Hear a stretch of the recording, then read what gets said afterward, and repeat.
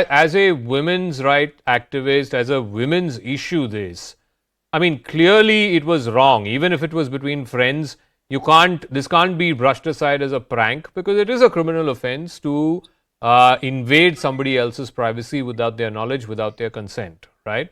So that happened.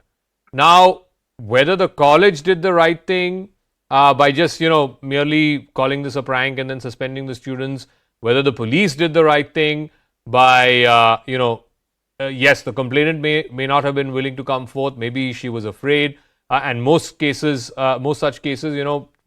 survivors are afraid to come forth. But there is the concept of zero FIR. In such cases, when a crime has happened against a woman, the police can and does have the powers to Suo Moto take cognizance, right?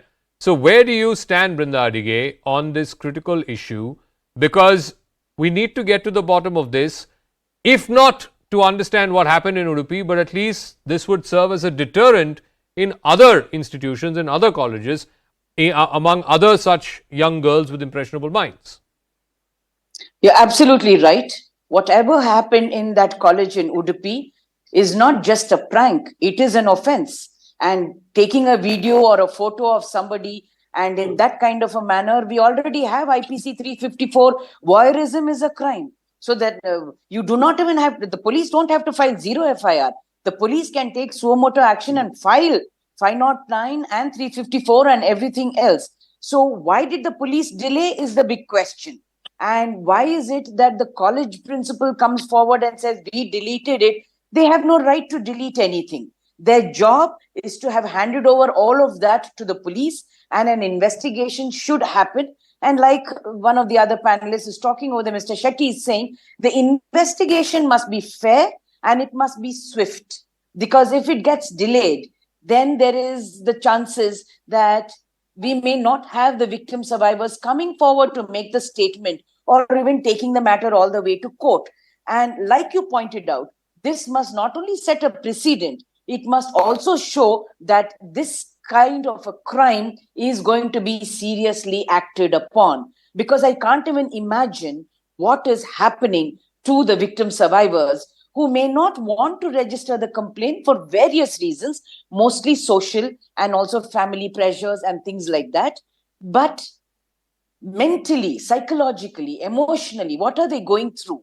One does not know all of these things. So, Lavanya, Ballal, respond to that. I mean, irrespective of whether the complainant came forth, and I think Brinda Adige is 100% right, in most such cases, victims don't come forth because of societal reasons, familial pressure, so on and so forth. But even if they don't, the law has been suitably amended that the police are well within their right to Suo Moto take cognizance of such a case. The police could have well done this last week when this came to light. Absolutely, Zakka. I'm not disagreeing with that. And I also agree when all the panelists are saying that we need a fair and a just investigation. We want justice for that girl as well, and that is our goal. All we are saying is we trust the police to do a good job, and NCW and the police is working hand in hand right now. And we want justice for that girl. And no one should, like Brinda was saying, they should set a precedent that this kind of things shouldn't happen. What we are not okay with is a huge section of the troll army sending out and posting fake videos and sharing fake videos on WhatsApp, claiming the incident is from Udupi and fueling the communal disharmony or trying to create communal disharmony. If you look at multiple BJP handles on Twitter, they are talking about communal angle. Why would they bring communal angle into this whole thing is the only question we have. Okay, we want so justice for Mr. the girl. Shetty, respond. Why are you bringing a communal angle? There were handles, who are supporters of yours who had spread fake news. Some of them were detained as well. Please respond to that charge. First of all, we don't agree with all this false videos being trolled and sent around and all. We don't agree with that, and we are not part of that only.